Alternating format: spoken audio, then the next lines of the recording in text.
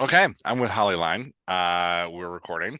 Holly, tell everybody where you are in your author journey. I didn't warn you about this question, but you've done this before. You've been I on the, have, yeah. yeah, Um, yes. so I'm an indie author. I've been publishing for 10.5 years, and I'm working on a new series now. And I'm switching genres. I have written urban fantasy up until now, and now I'm writing secondary world dark fantasy. What is Um, secondary world dark fantasy? so like proper fantasy, like Okay, full-on fantasy set in a completely fictional world, as opposed to urban fantasy, gotcha. which is magic in a modern contemporary urban Okay, setting. interesting. That's nice. Very cool. Mhm. Why the switch? Oh, well, urban fantasy has um kind of morphed. It doesn't really exist as a genre on its own anymore. It's kind of been blended with paranormal romance, and that isn't Hmm, what I write. I don't write sparkly vampires who fall in love. Um, gotcha, I write monsters who kill things. gotcha. Um, It's had the romance invasion. yeah, yeah. Yeah. So it's got harder and harder to find readers who want to read what I write. So I thought, well, that doesn't seem to be a problem in dark fantasy. That's where people are looking, and like grimdark in particular, people are Okay. looking for the monsters that kill things. So Okay. yeah. Nice. Um, So you said, yeah, that's really fascinating to me. I'm really bad at keeping up with genres, so I appreciate you explaining that to me because I don't, yeah, I'm like, I don't know. I just read a book. Yeah, which is probably why I don't sell much. So, so I don't keep up with those things. Um, so tell me a little about the second world fantasy you're writing. Okay, so each book is a sort of villain retelling, reimagining. So I'm taking fairy tale and folklore villains and telling their stories as I imagine them. Nice. Yeah. And the one we're looking at is the Big Bad Wolf. Hmm. Okay. How can I most help you with the piece we're looking at today? What's your biggest fear around it or biggest problem you're having? So I just sort of ran aground and got stuck. And I'm right before the midpoint of the story and the big, the sort of unmasking. Hmm. And I think I've just sort of got a bit paralyzed Okay. with the fear, and I want to make sure I do it justice, and I want to make sure I've laid the groundwork correctly in the run up to that moment. Would it be more helpful to talk plot first or to look at the piece first? Uh, I don't know, maybe plot. Okay, let's talk plot first. Um, so this is you're unveiling the Big Bad Wolf. Hmm. And you've got two characters.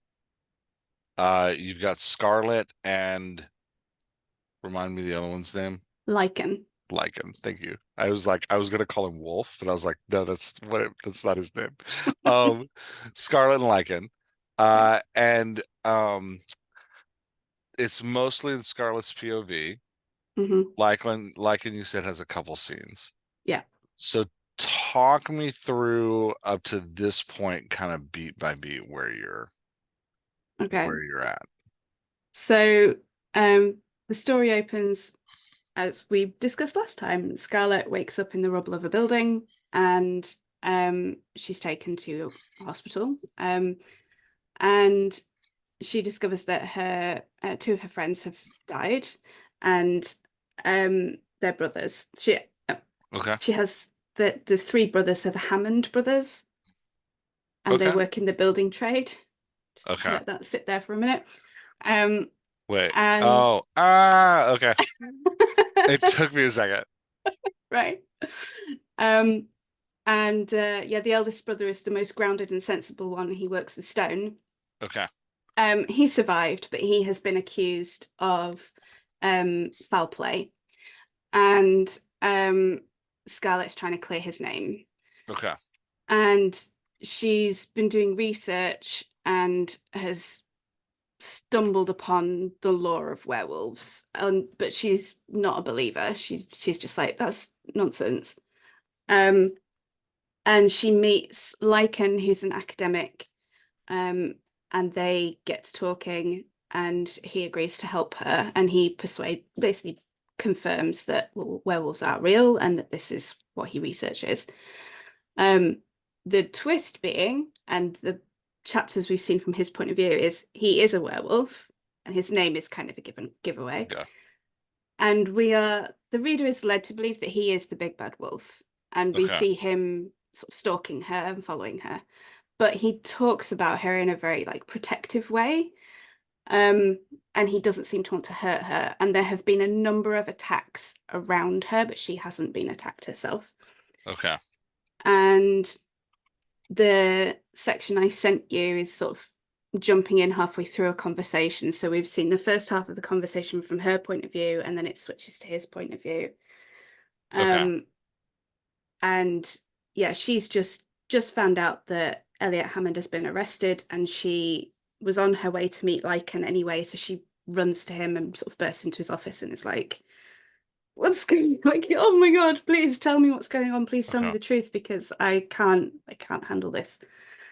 So he's like, yeah, werewolves are real, and yeah, and then they discuss how to catch one. Okay. Does Lycan know that she's a werewolf? Yeah. Okay. But she doesn't know she's a werewolf, and the big reveal you're working for is that, and it sounds like she disassociates when she's a werewolf. Okay. Um, yeah, so it feels like you've set up the beats fine. Um, like I can totally see here how this is like running a like, surprise twist. Um, Besides Lycan being a werewolf, what like thinking of this like as your reader is a detective. Hmm. The mystery being what's going on with these werewolves. What other suspects have you given them besides Scarlet? Elliot. Elliot. Yeah. Elliot is. Did I miss who Elliot is? He's the Hammond brother. Oh, Elliot's the Hammond brother. Yeah. Um, so there's potential that Elliot's a werewolf, and to have. Will they learn? Will she learn Lycan's a werewolf before she learns she's a werewolf? Probably at the same time. I have the scene in mind because I'm a discovery writer, so you know, I don't know exactly how it will unfold, but um, I do have this scene in mind where she transforms um and remains conscious, and then when she changes back and Lycan is there, and she sees him shift from wolf into human, and all the pieces fall into place for her. Okay. Once she transforms, is the mystery kind of over for the reader? Or they're like, "Oh, you're the big bad wolf." Uh, no, because it's not going to be clear until the end that she destroyed the building and killed the other Hammond brothers. And, I want to keep it possible that Lycan is the big bad wolf for as long as possible. Okay. Um, and that, you know, her transformation is not not just a coincidence, obviously, but not that she'd be capable of killing anyone. Okay. Um, so you're playing with, in essence, this is a play with perspective. Yeah. Yeah. So I think you've got the right pieces here. I think the trick is going to be when you so like when we're writing a detective series or a mystery series, and you're kind of writing a mystery series without a detective in it. Like Mm, the Scarlet is her own detective in essence. yeah. Um, the key is to give as many alternative stories that are plausible to the reader as possible. Hmm. So your layout of Scarlet here is great. You're kind of missing and what you're doing so far with the perspective is great, right? Like Scarlet and her brothers, like Scarlet has this big moment where she's kind of stuck. with the mystery, right? Like you're Hmm. getting the mystery right away, and then she's sets off on her journey. I'm gonna clear my friend's name. Um, and then as she's clearing her name, she learns about like, oh, these are the suspects. There's some werewolves, right? Hmm. And she starts being stalked by a werewolf. Like that's Yeah. all great. So like we've got an unfolding thing. So right here, because Hammond isn't like Elliot isn't a real suspect because Scarlett doesn't believe he's a real suspect. Does that Mm. make sense? The Yeah. reader is going to believe what Scarlett believes because she's the detective. Hmm. So right now you're introducing kind of a single suspect of the unknown werewolf that stalks her. Hmm. Um, there's a number of tacks around her. So right now it's like, oh, from the reader's perspective, oh, Lycan is the only werewolf. Yeah. So he has to be the bad guy. Does that make Hmm. sense? Hmm. So once you reveal that she's the werewolf, you're kind of giving up the game. Right. You got to get another, at some point, you've got to get another werewolf in here that could also be the villain. Okay. Somebody more suspicious than Lycan, because he's your kind of mentor, kindly professor Hmm. who's concerned about her.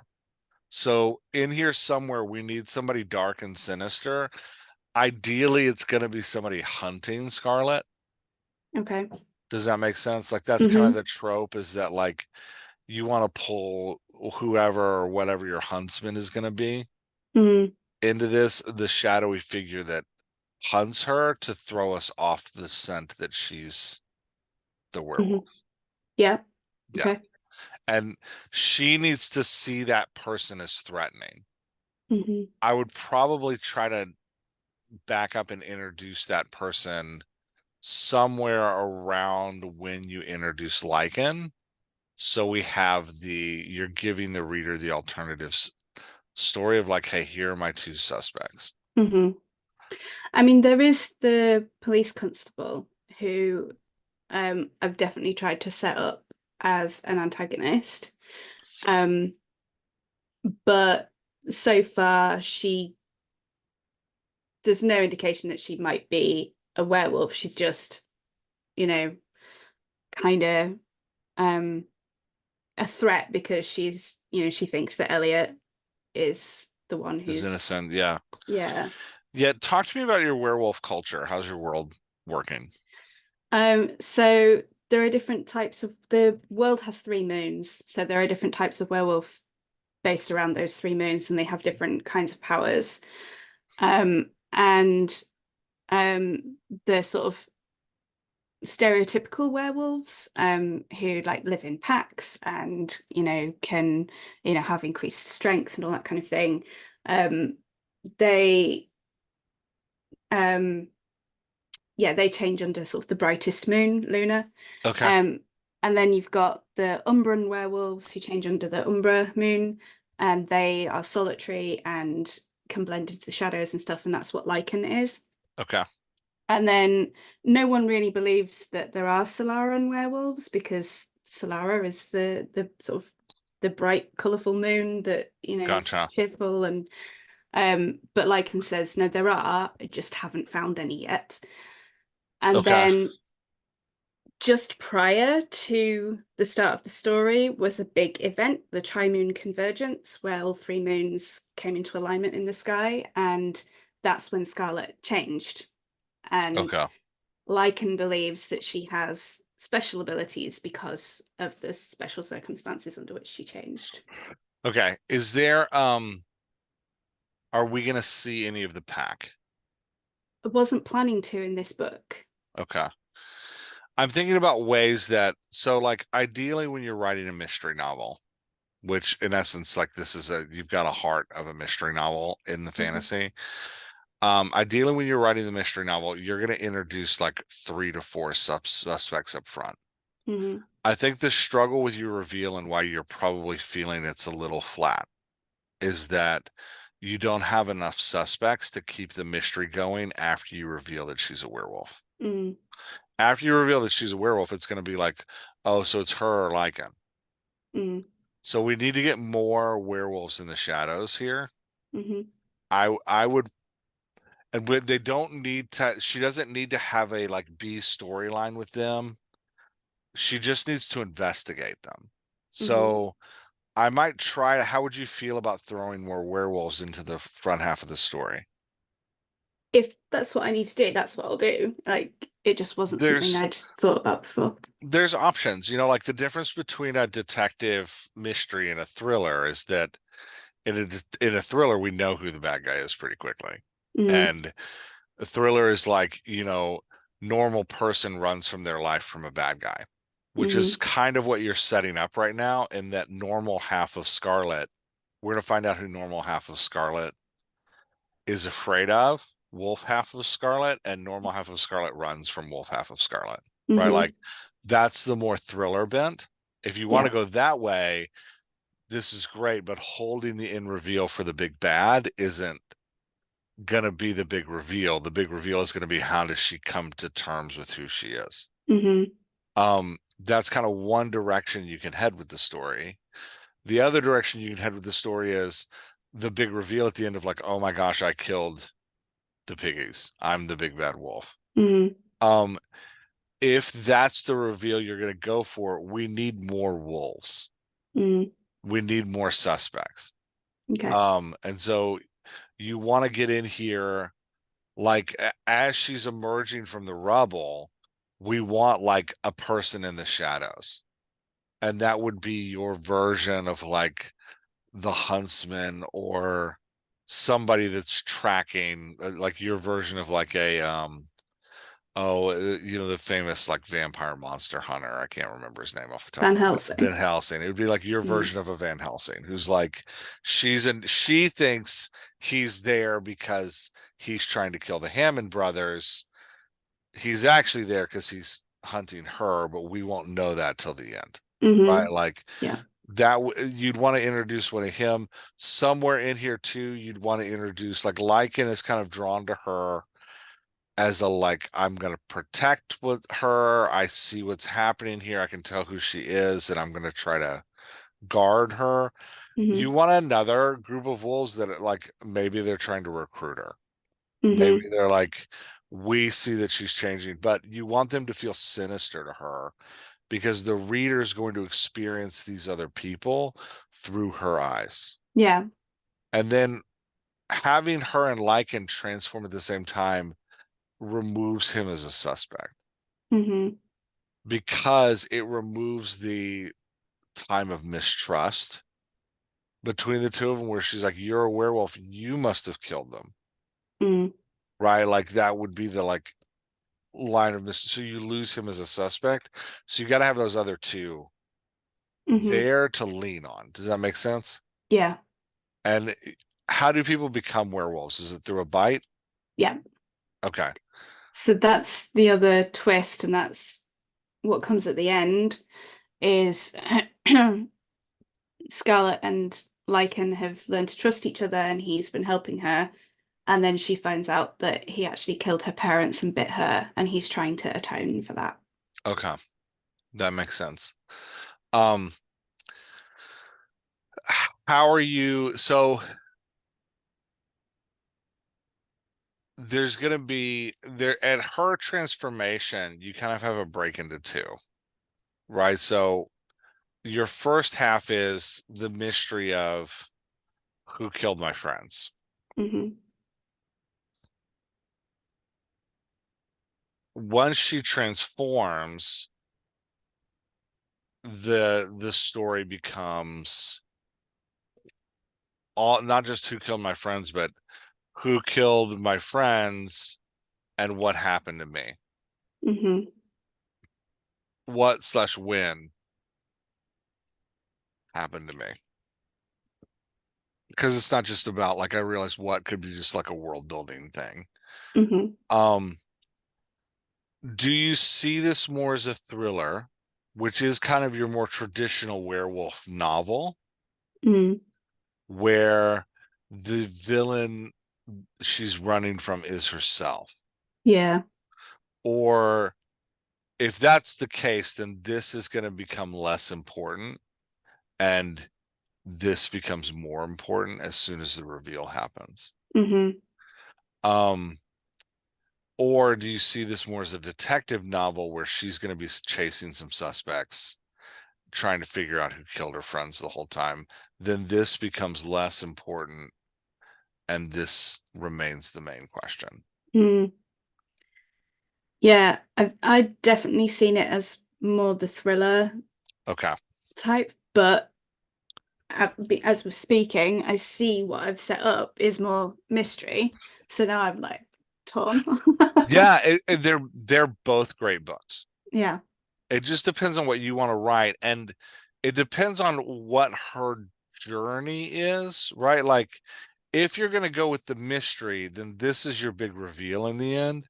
Then we need to set up more suspects here. We need to get her more on a journey of discovery, and you need to separate these two moments. Mm-hmm. So she needs to, this is something that happens closer to the end. So she needs to see Lycan transform um and lose trust, Mm-hmm. right? She needs to say, "Oh my gosh, you killed them." And he needs to be like, "No, I didn't. No, I didn't." She needs to have like an encounter with Van Helsing where he's like trying to kill her. Mm-hmm. And then she's like, "Oh my gosh, you killed them." Mm-hmm. Right? And then maybe Lycan steps in here. And that's kind of, a way for him to earn back trust, but to throw suspicion onto a different suspect. Mm-hmm. Right. And then she needs to have like an encounter with the pack where she thinks, where they're also removed as a suspect. Mm-hmm. Maybe they're like, peaceful hippies. I don't know. But they're like, they get removed as a suspect. They're like, no, no, we just wanted you to smoke dope with us, man. So don't do that. But so they're, you're like, don't worry, I wasn't. But so they're right, like so then if you set up early here like three suspects, um, early in the thing, like in Van Helsing and the three, here you've crossed off uh one, you cross off the pack here, you cross off Lycan here, then we're just left with Van Helsing, and that's who she's hunting, thinking he's a werewolf, right? Mm-hmm. And in the midst of that hunting, she transforms. That's Mm-hmm. your reveal. And then she catches, like, maybe they catch Van Helsing post transformation, right? And then he has the like laughing, like, you're not, I'm not the killer. I'm hunting the killer, right? Like, Mm-hmm. I'm the actual detective. Yeah. So that's the more like detective layout. Mm-hmm. Um, and I get why you're stuck, because this point you're in the novel, her reveal is a big change. Um, Mm-hmm. the thriller layout, when we get to this point of like everything's the same as you've written it right now, you don't actually need to introduce new suspects. But when we get here with who killed my friends and what and when did this happen to me, like this is, and this would be the like what I had over there is like the green card, right? She transforms.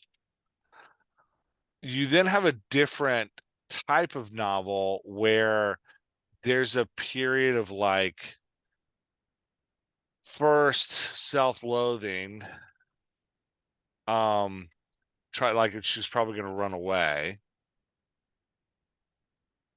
from Lycan, and then he's going to find her, and then there's a period of like self-repression, right? We need some scenes where she's like doing the classic like tying herself to the wall Mm-hmm. while she transforms, and then we need a series of self-acceptance, um where she's like, this is who I am. Does that make sense? And Yeah. that's your next reveal. um in here to make her not terrible. After self-acceptance, you want the reveal of friends were actually evil, right? Like you want the like, oh no, the Hammonds are the problem. And that's actually your big reveal in the end. Mm. But um, how this connects to the series arc is she embraces herself as the big bad wolf and goes off and is the evil villain for the rest of the series. You want her to be an anti-hero though. In this Mm. book, in her book, she's an anti-hero. So Yes. it's like in the Cruella series, the new Cruella movie they just made, Mm. where with Emma Stone, she ends up being the villain in the end. She makes the decision of like, no, no, I'm gonna take my mother's place and I'm gonna be horrible. Hmm. Um, but we see what leads her there and we have Yeah. sympathy for her, and all the way up to this, like to this point of right, chooses to be villain, which is your big ending. It needs to be like just like in that movie, it's got to be a rejection of Lycan, Hmm. where he's like, hey, like we can help you live in a way that keeps everybody around you safe. Hmm. It's an extreme self-acceptance. And so like, no, I'm the wolf. I like the wolf. Does that make sense? Yeah. Like, so this line here is important because it's that like I'm discovering who I am. And then this is like at this point, you want Lycan being like, okay, now that you've accepted that this is your problem, the like alternate path here is Lycan teaches her to repress, Hmm. right? Like that's what he wants. And Yeah. that's the alternate path. And the big reveal is, oh, we think she's going this way, Hmm. but then she actually heads this way. Yeah. It's like, no, I'm gonna lean in. Which of those, I know you're a discovery writer and you got to feel it out. Which of those feel to you like the direction you want to head? The thriller This one here. version. Yeah. Okay, great. That's good. Um, I think it's not they're not necessarily better or worse. It's just like knowing which one you're gonna want to go with. Um, I think is gonna help you. Does that help you feel a little bit stronger about where you're headed? Yeah. Okay. Um, because you are going on that journey of like this is, and I'll encourage you're going on that journey of self-discovery to Hmm. self-acceptance, even though self-acceptance is a negative thing. It's it's the Malevolent movie with Angelina Jolie where she's like, you want me to be the villain? Fine. I'm the villain now. But that's that same journey of like, maybe I'll hide and try to like just live in the woods. No, I'm not going to live in the woods. This is who I am, but we still feel for her. And there's like okay, she can kind of live and build her own society. She doesn't need to take the role of like, now I'm going to destroy humanity. Does that make sense? So Hmm. we have to have this alternative to keep the conflict going. Yes. Um, Why do her friends have to be evil? because it justifies her murdering. You want this to be an active choice she makes. Hmm. If she's killed a bunch of people already and it's not a justified killing, it was not an active choice. Okay. Does that make sense? Yeah. They don't all three have to be evil, but like there's a couple routes you can go here. Again, like why is it just the moons that make her turn, or is there some kind of stimulus that launches her into her first turn? It's just the moons. Okay. You you may want to make it the moons plus the first turn is anxiety stress. Hmm. Um and then her friends don't have to be evil, but they kind of had a suspicion of who she is and they pushed her to it. Right. Yeah. Yeah. That would make sense. And that's the kind of thing I'm talking about, because this isn't her choice. She's not making an active choice here. Hmm. We want the big final finale to be an active choice she makes.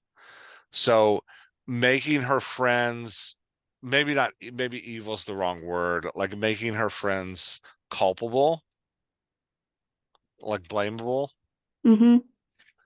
for what happened, um, gives her this choice of like, I could go this way or this way. Hmm. And then when she decides to go this way, it feels like a, oh no, that's Hmm. not what we wanted at all. Does that Hmm. make sense? Yeah. Yeah, it's the this is, it was a terrible movie. Um, but I know you and I both have children, so you've likely seen it because it's awful. But and anyway, I'm in trouble with people. It's the last, it's Star Wars number 3 where Ewan McGregor is standing over the newly formed, like missing his limbs in a fire pit, Darth who will Anakin, who will Hmm. become Darth Vader, screaming, why did you make this decision? Hmm. Right, like you're gonna have to have that moment with Lycan. Yeah. It's the moment in Cruella where her friends are like, wait, you're leaving? I Hmm. thought now that you've gotten your revenge, we could all just go back to normal. Mm. And she's like moving into her mother's house, and we see her with the like coat and the Hmm. yeah. So there's that, you need that moment with Lycan where he gets disappointed. Hmm. Does that make sense? Yeah. Okay. Um, does this help? Yeah. Okay. I'm always nervous doing plotting with a discovery writer because I'm like, sometimes this actually hurts. Sometimes this is like, no, it doesn't help. I've tried to be general and not talk specific scenes. But yeah, Yeah. so And this very much maps what I have outlined. Um, because, I've done a lot more planning on this than I normally do. And I've actually really enjoyed it. nice. But yeah, there was like a gap. There was something I hadn't figured out yet, and this helps to fill that. Okay.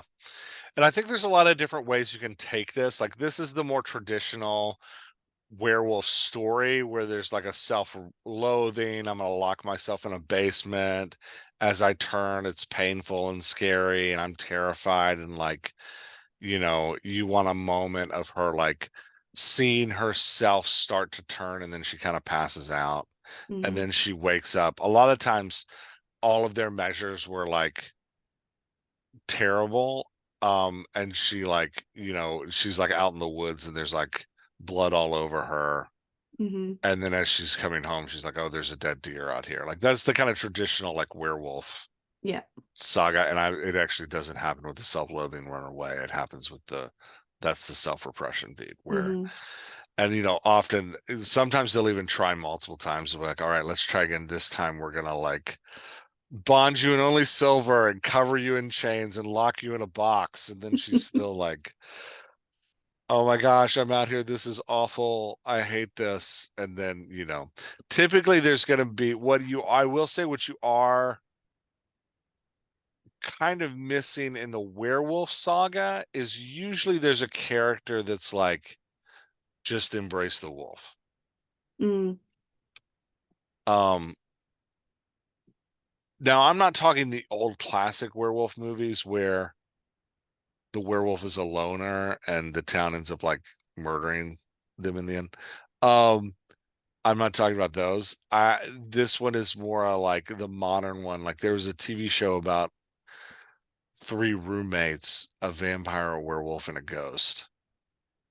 And the werewolf gets a girlfriend at one point who's brand new to being a werewolf, and she goes through all of these stages and finally like joins a pack. And mm, he's like, no, no, you can't join a pack. He becomes this there's a pack there. He becomes the Lycan character where he's like no, this is what we do. We chain ourselves up. We never become the wolf. We might hurt people. Hmm. And there is a pack of werewolves that are like, no, that's not what we do. We have a great time. Being the wolf is awesome. So you may need at some point to introduce this Hmm. character to give her another option. Mm. And those characters are like, what we do is we drive deep out into the woods where nobody can find us, and we wolf out there and have a good time, and then we come back.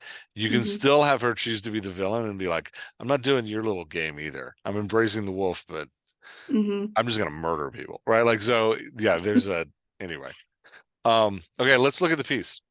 Okay. I'm glad we talked about plot for so long because I don't really have a lot of notes for you. Your piece is amazing and there's not much to say. Oh, thank you. I was like, I don't have, this is going to be like a 15-minute session because it's going to be like, hey, the dialogue. So let's talk about what you're doing really well. The piece is dialogue centric, right? Hmm. Both, you sent me two conversations. Both halves are dialogue centric, meaning that the plot, the like action is not being driven in reflections. The action isn't being driven in summaries.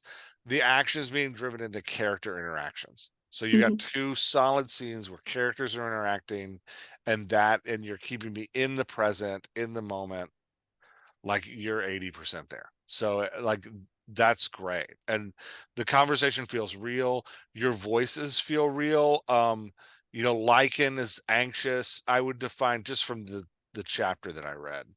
Lycan is anxious and a little buttoned up, Hmm. and she is her emotion. Now part of it is I'm coming in halfway into the conversation, so Yeah. I'm missing the front end. Her emotions are a little all over the place in the first chapter, but Hmm. I think I have a feeling that's solved by your first half of this. Yeah. um It's deliberate. She's supposed to be erratic because she's going through something pretty okay. awful. um and I like we do, yeah, so let's finish what you're doing well before we get to there. He has a very strong person, so you've got dialogue centric, you've got solid character voices, his emotional flow is very clear, and then he has a very solid perspective. Hmm. Like I know what he's thinking and I know what he's feeling, which you're in first person POV, so that's super important. Hmm. um yeah, so all of that's great. So I like there's a lot less notes I have for you than like I do for most of the time when I do one of these sessions with somebody. um what I do want to talk about is I need her because she's in an erratic place. Sorry, I'm making this bigger. Because she's in an erratic place, I do want to know more about how he perceives her feelings. We have Hmm. him kind of anxious up here at the top, and then when he starts storytelling, he kind of loses that anxiety. Hmm. And part of the reason he loses that anxiety is because we lose a perspective on how we lose his fear around how she's behaving. Does that Hmm. make sense? Yeah. So we need to pull that back in a little bit. Um, so let me show you what I mean. He's like nervous to look at her. Um, you know, have you ever caught one? I paused, aimlessly shifting my glance without lifting my head. She was good, but didn't quite hide the challenge. Great perspective, right? Like, I know exactly how he's feeling right now. Hmm. Yes, I replied, lifting my chin. Our eyes met. Hers were full of steely resolve. The sad little lost girl was gone. A determined woman stood before me. Her pulse raced under her skin, loud as a drum to me, betraying her demeanor. On some level, she had to know the truth, and I didn't know if I could keep it from her much longer. More than one. This right here, you don't interpret how he feels about this. To me, that the sad little girl is gone and a determined woman stood before him. Is that a surprise for him? Is that a concern for him because he needs to keep her in like a place of naivete to like protect her, like, you know, and you don't have to answer that right now, but that's like, I'm just posing some hypotheticals to get to Hmm. her. Then she says, why did you tell me there were no such thing as werewolves when we first met? That could be a statement of like defeat. That could be a statement of like curiosity and intrigue. The steely eye tells me this is, or it could be like an aggressive, like I don't trust you, right? Mm. Like we can interpret this in many different ways. The steely resolve communicates I didn't trust you. Hmm. I don't trust you anymore. He seems to take it as curiosity. I've learned to be careful with who I trust. We just met. I cracked a smile and dropped my papers under her desk. She returned the smile and nodded. So it seems like they're in like a pretty chill place. He's not really worried about meeting her eye anymore. Does that make Mm. sense? So you've got an emotional shift here that feels like, oh, the tension has come out of the conversation. And then they talk back and forth about, she's smirking, he's holding back a grin, right? Like it seems like the conversation's in a pretty solid place.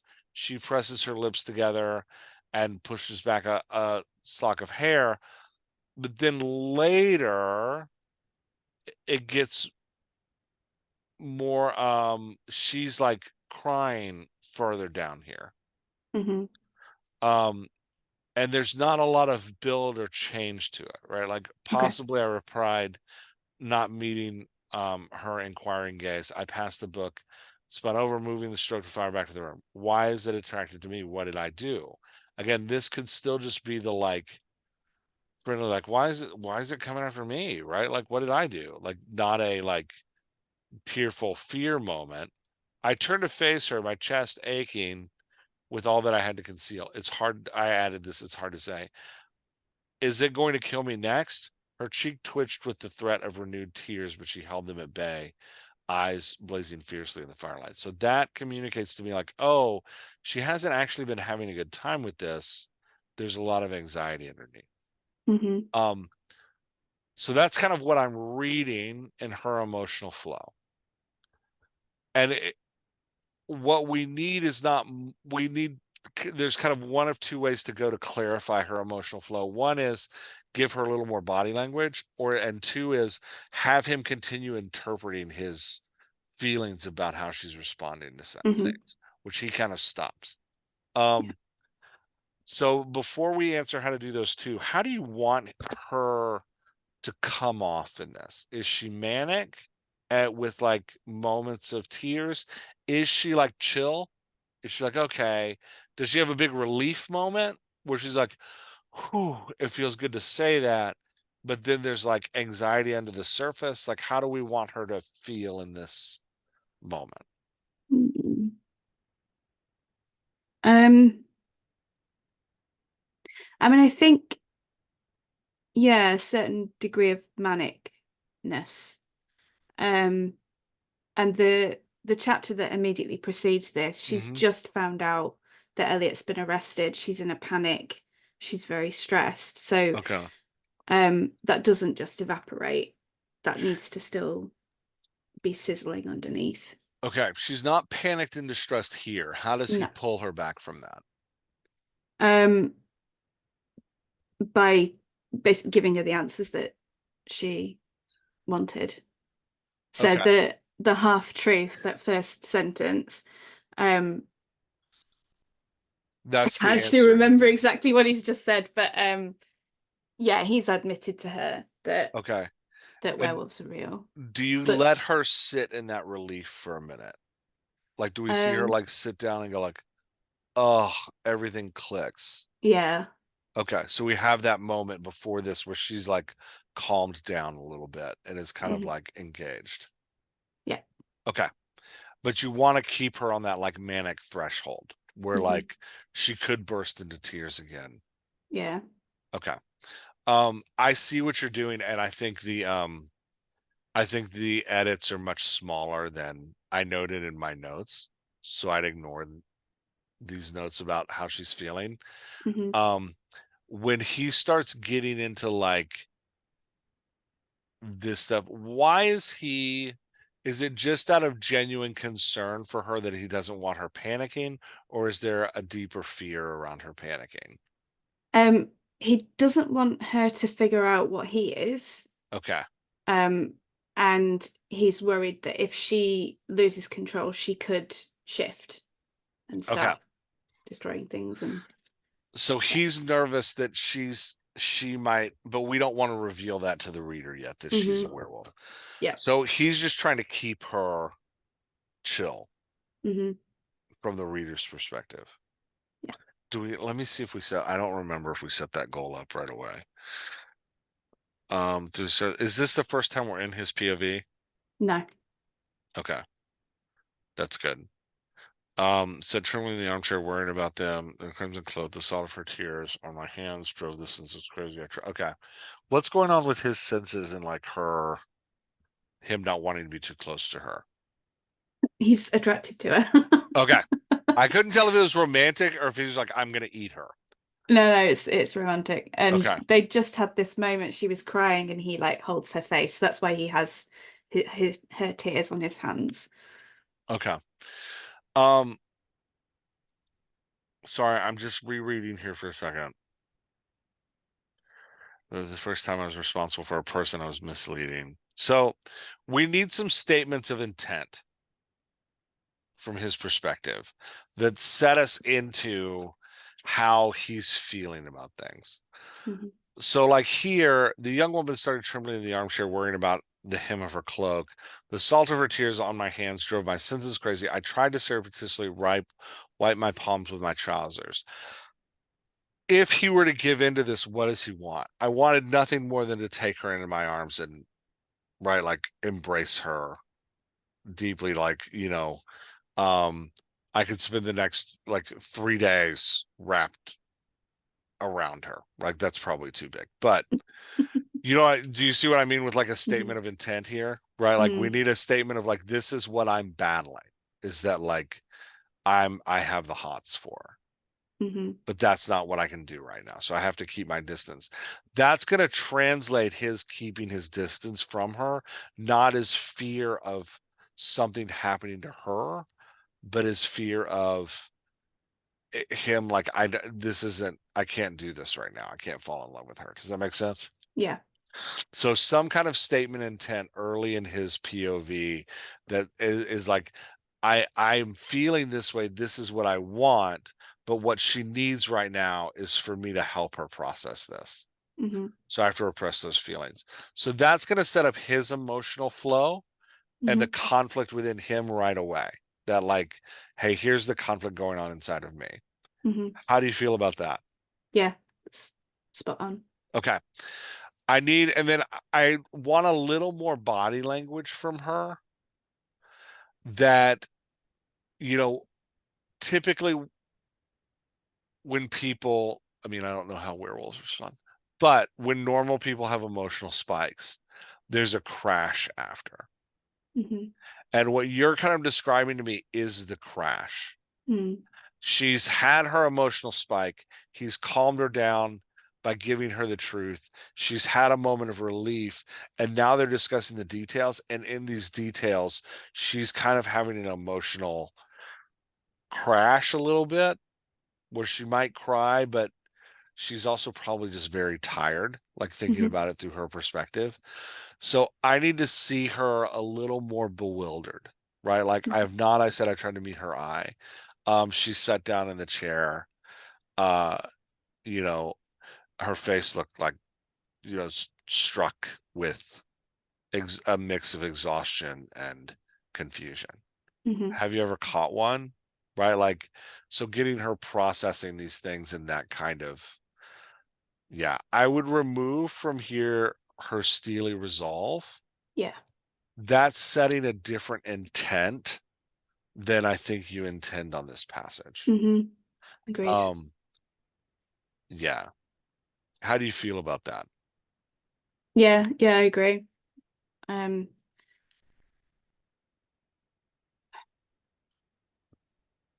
yeah, I think I think where I'm a little conflicted is just because of his attraction for her. I almost don't want him being attracted to her in a state of weakness because that gets a bit, you know, Yeah, uncomfortable. Um, so I wanted her to have that strength. Like even though she's upset, she's still got a strength underneath. Um, but I don't know, maybe that doesn't need to be prominent in I this moment. I think you can comment on it in a different way because here he's like you're saying the sad lost little girl is gone. Um, this is that transition where like, oh, she's a full partner now in the conversation. I Mm, don't think you want to take her that far. mm, Um, I would actually put it up here in connection to this phrase. Have you ever caught one? That's a statement of like intention from her that communicates future planning, a little bit of strategicness, and would be surprising. Does that make sense? Like this vocalization is an interesting turn in the conversation. hmm. I would put the weight of his attraction to her and noticing her strength on this question Okay. because it's something that she's done that he can look at. So have you ever, hunted such creatures before? She asked, getting to her feet and walking over to the other side of the desk. Her gaze roamed over my research. This is actually probably where I'd make the change, right? Like Hmm. it seemed that this, and I wouldn't talk about her as a sad lost girl. I would say like it seemed that like the overwhelming pain that would cripple most people was already passing. Right, like our eyes met and I could see the strength, the Hmm. wells of strength within her. Right, like um I could tell she wasn't going to, you know, uh, take this passively. Yeah. Um and then maybe even like say there like, it seems like I was worried about telling her these things, but it seems like she can like maybe she can manage her own in this conversation, right? Hmm. Like, and then you can have a like, God, she's hot. If you wanted to do the like more romance side, like, does that make sense? Yeah. But I would Yeah. put that here on her taking charge of the conversation. Like, if we're talking about how the conversation's going, this is the moment early on where she takes charge of the conversation and he becomes the responsive person in the conversation. Hmm. So that moment where you're talking about her reveal that we're not seeing, he's she's responding to him. Very quickly you shift the conversation to her. She's now in the seat of power. The Hmm. one when you're in a conversation, and this is super true in like detective mystery settings, the one asking the questions is the one that has the power in the conversation. Hmm. So she starts asking the questions here. She's driving the conversation. Yeah. And so giving her some body language around that, like pushing, you can see her pushing down her feelings, Hmm. see her like determined on the case, having him admire that. That's that intention that I think is missing that's going to interpret all of this. Mm. Does that make sense? Yeah. And you can literally do it with just like 2 to 3 sentences strategically placed. It's not Mm. a rewrite. It's not a like, oh my gosh, I've got to totally go through this whole thing and analyze how it's doing. I think a big state of intention at the top about like, I'm hot for her. And then when she takes control of the conversation, a moment of interpretation on his part where he's like, man, she's recovering quickly. She's so strong. I'm hot for her. Put it back in your pants. And then we can have this conversation. And then I would a couple times because you have a lot of lines where she just says something in the ether with no context. I don't want you giving her context every line, Mm. but I do want to know what she's doing in the room. Mm. Right. Like, so you wrote it, she smirked and looked at me through her long lashes. That's great for the interactions for them, but like, what's she doing? Like, are there any other sources you might consider? She asked, going back to like weave through my research materials. Does that make Mm. sense? Yeah. Like, just giving me her like space in the room. Cause you can see here, she's like these kind of one line beats with him interpreting his feelings for her. Um, I just maybe add a couple moves. Mm-hmm. Um, and then I might add here another like state of intention. Every muscle tensed, she can't find out. You don't Mm. need to tell us what she can't find out, just she can't find out. Does that make sense? Yeah. How does all of that feel? Yeah. Yeah. Okay. Feels like it's All coming makes sense. together. Okay. Yeah. Um, yeah, and then here, when she renews her tears, if you can set the intention of him and like her resolve that's surprising to him up top, this makes sense because it's kind of that emotional wave coming back. Mm. So if we set up top like, oh, she probably should be like asleep in this chair, but she's actually probing and taking charge of the conversation. Look at how strong she is. Oh my gosh, she's so hot. She's so strong. I love this. When she comes here, it makes sense because now she's transitioning to like, am I next? There's some more fear and worry here. Mm-hmm. Um, I might give him here um a moment of compassion before he speaks. Is it going to kill me next? Her cheek twinged renewed tears, but she held them at bay, and her eyes blazed fiercely in the firelight. Right, another state of intention here of like, you know, everything within me wanted to protect her, Mm-hmm. but I know that can't be my role, or I know that, maybe protection isn't what she needs, right? Like some kind of statement in here about his desire for what he, again, the conflicted nature within him of what he wants and what he's doing. It's going to drive the conflict of that piece. Mm-hmm. What I love about what you're doing here is you're getting out a massive amount of world building, but the reader's not going to notice Mm-hmm.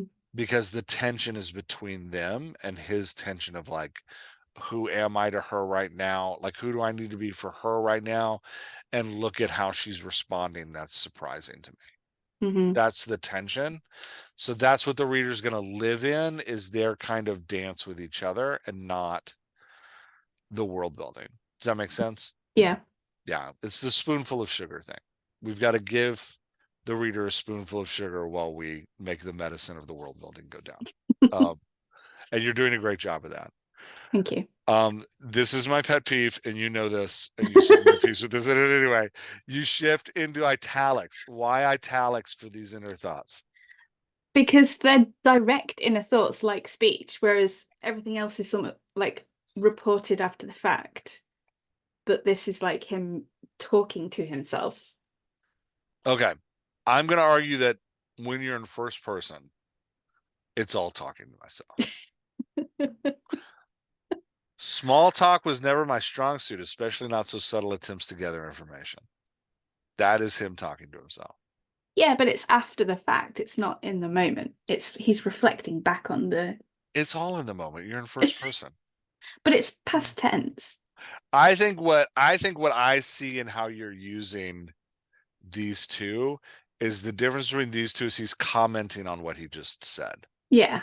And I don't think you need to set them apart. I don't think Okay. you win anything here by setting them apart. Okay. Does that make sense? Because we know we're in his head. We know we're in first person. We know everything that's said that isn't in quotations is in his head. Mm-hmm. So like we don't Okay. need this. If you really wanted to set them, and again, this is just they're fine. This is just my pet peeve. And you and I are friends, you know this about me. I would set them apart more like this so that it looks like a conversation with himself. Yeah, but then Does I that know my editor will put them back in italics. tell your editor they're wrong? So yeah, and you can like it is this like commenting on himself that you're doing with the italics. My problem, and here's my struggle with it, honestly. It's less about just my like bugaboo about italics. My struggle with it is he's it's a change in his voice. Mm, It's a voice modulation where he's suddenly commenting on what he's saying, but you're not building that change emotionally. mm, He's still just in like, hey, we're talking about werewolves and I'm fighting this desire for her. In fact, they're kind of wrapping up, right? yeah. Like she adjusted her cloak and put the pot away. That's a beautiful cloak. Stop it, Lycan, right? Like I it's this modulation that I need explained Hmm. as to like why when she stands up and puts his cloak on is he all of a sudden like, hey, like, if you explain it that way, then you have a reason for him to all of a sudden have this different type of thought where he's modulated his voice in this direction. Mm, Does that make sense? So like yeah. if you wanted to keep it in italics, all right, she adjusted her cloak and tucked her book into her pocket. I caught a look at her neck. The skin was, you know, uh, perfect and unblemished. There's another desire in me to grab her and embrace her. That's a Hmm. beautiful cloak. Stop it, like it, right? Like now you can see the modulation. Does that make sense? Yeah, So absolutely. if you want to keep it in italics, you have to modulate him emotionally so that there's a reason for the voice change. Yeah. Or, and I would not do this, but or give it to me through his entire perspective, Mm, where he's talking to himself through his entire perspective. It's the this is something that's happening for 3 exchanges after 5 pages of his POV. Suddenly there's some things in italics. mm, It's like I either need a reason for the change or I need it to look like everything else. hmm. Yeah. If you think of it this way, like it's the same as suddenly introducing a bunch of exclamation points. Yeah. Like why do we have exclamation points now? She's getting up to leave. Like what's going on? You would want to explain like, oh, here's the shift in tone. And like Hmm. using italics as like part of his inner voice is an unintentional shift in tone. Hmm. Does that make sense? Yeah. Okay. Um, yeah, that was my other like sending me things with italics. I'm just kidding. Um, I thought 14 was great. Um, did you understand what I was doing here? Yeah. Yeah. And I saw that and was like, oh no. Well, but then like, yeah, it all needs to go.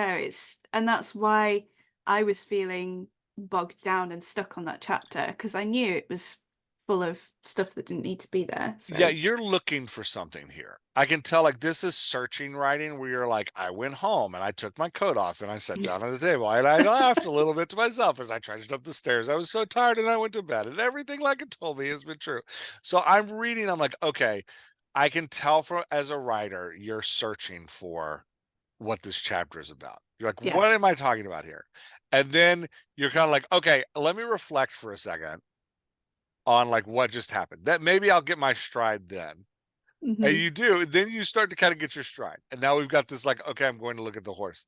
So I'm just taking out your searching and covering it in as few sentences as possible for congruity. And then I'm taking your like station statement of intent of the chapter, the like inciting incident of the chapter, the nagging question, why not me?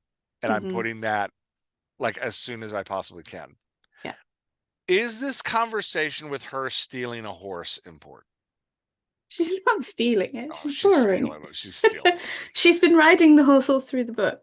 Okay, well that makes me want to cut it more.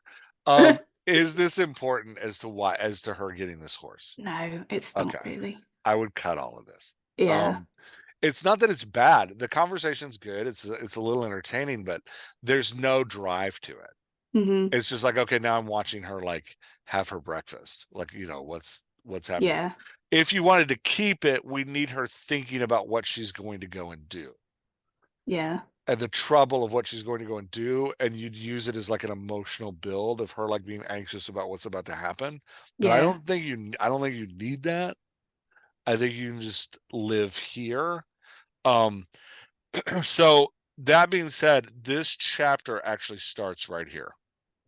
Hmm. I arrived at the watch house and stabled Storm before heading up the steps into the large stone building. Right. I might add this is where I would do what I did up here, where I took the important details and I like, exhausted. After leaving Lycan, I'd fall asleep when I got home. I'd been so tired I haven't even checked for the wolf. Even so the night proved restless, nightmares. After a quick breakfast, I grabbed Storm and rode all the way into town. I've now covered these 2 pages, like all the Hmm. important information and just like those 2 sentences. Yeah. And then I would have this paragraph of her reflecting on what's happening. I would drop that down here to like set up her mental state. Hmm. And then I would have this sentence. I marched into the White House like I owned the place and came face to face with a woman at the desk. I'm Scarlett Wilder. I'm here to see Elliot Hammond. Does that make sense? Yeah. I would put that. But I would start your chapter here Hmm. and get a couple sentences into town for like linear time continuity. Give me her statement of reflection slash like intent, where you're kind of resetting the mystery Hmm. there. Like the mystery isn't do werewolves exist anymore? The mystery is now like, why are werewolves coming for me? Hmm. And so that's the larger intent of the passage. And now we're into the actual like back and forth here of that where there's tension involved and they're actually like kind of dancing around each other. Hmm. What does she hope to get out of this conversation with Elliot? It's a very well written conversation, by the way. I have no notes, which always bothers me. But what is she? I can't tell you how many times I read it. Like, there's got to be a note in here somewhere. It's like I got nothing. What is her conversation with Elliot about here? Um, I think she's wanting to sort of suss him out, really check how he's feeling, and I think she wants to relay what she's learned, Yeah, but she's also hesitant and she's aware that people can hear them. Um, and yeah, this is like almost her trying to reground herself after the yeah, previous night. yeah. And it kind of feels that way. She's like, "Hey, what happened?" Right, like they're catching up a little bit. Hmm. Um, Yeah, so I think you've got a good solid end here. The problem you're gonna have is when you cut the chapter to this moment, it's gonna be incredibly short. Um, Yeah, well, I mean, the chapter wasn't finished, I don't okay, think. good.